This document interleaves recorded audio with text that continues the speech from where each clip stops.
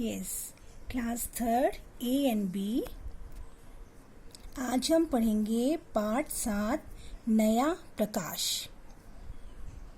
रोहन अचानक नींद से जागा और बोला, हे भगवान, इन मच्छरों से मुझे बचाओ।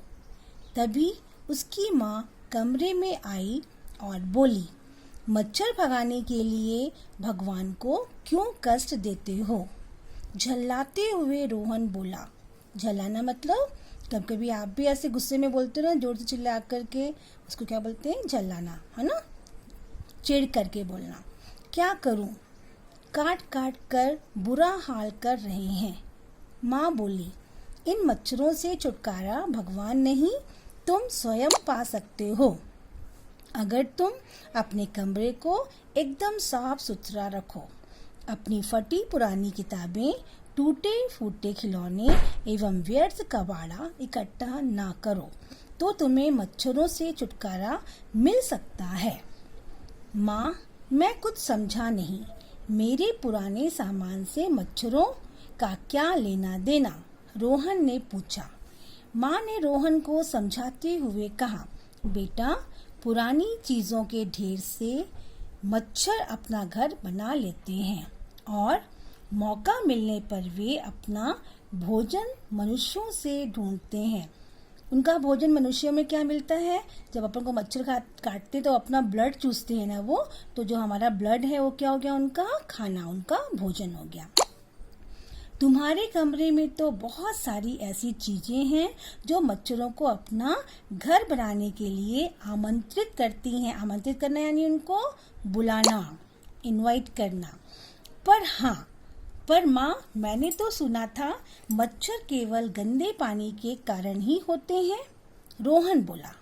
माँ बोली, बेटा रोहन, यह सही है कि उनका जन्म रुके गंदे पानी में ही होता है, पर वे रहने के लिए सुरक्षित गंदा स्थान ढूंढते हैं।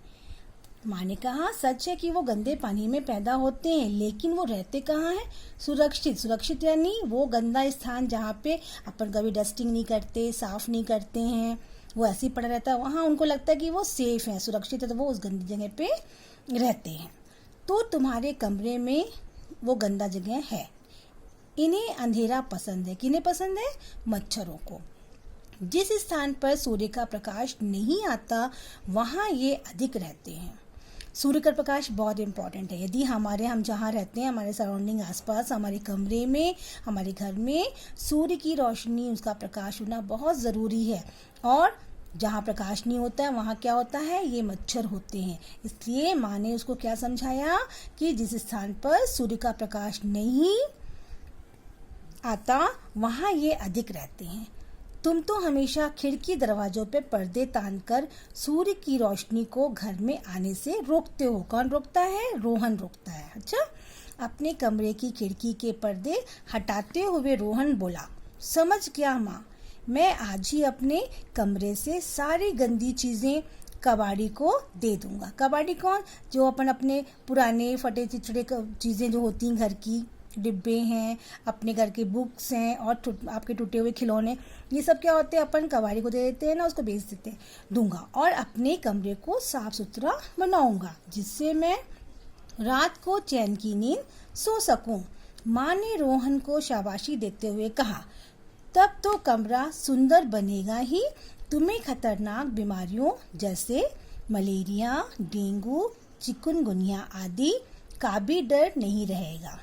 ये क्यों कहा माँ ने? क्योंकि यदि हम अपने कमरे में सफाई रखेंगे, अपने आसपास, अपने घर में, तो वहाँ मच्छर नहीं होंगे, मच्छर हमको नहीं काटेंगे। यदि वो काटेंगे तो हमको ये बीमारियाँ होंगी। इसलिए हमको अपने आसपास क्या करना है? सफाई रखना है। हाँ माँ, रोहन चहकते हुए बोला, चलो मैं भी इस नेक काम में तुम्हारी मदद करती हूँ। माँ ने कहा। माँ और रोहन ने मिलकर कमरे की सफाई की। उस रात रोहन चैन की नींद सोया। क्यों सोया? क्योंकि पूरी सफाई हो गई थी, एक भी मच्छर नहीं थे कमरे के अंदर, तो वो आराम से चैन से सोया। वह जान गया था कि स्वच्छता ही प्रसन्नता की कुंजी है। शिक्षा, क्या मिलती है इससे शिक्षा हमको? स्वच्छ रहने से मच्छर, कीड़ों आदि के साथ साथ रोगों से भी मुक्ति मिल जाती है। स्वच्छ यानी साफ।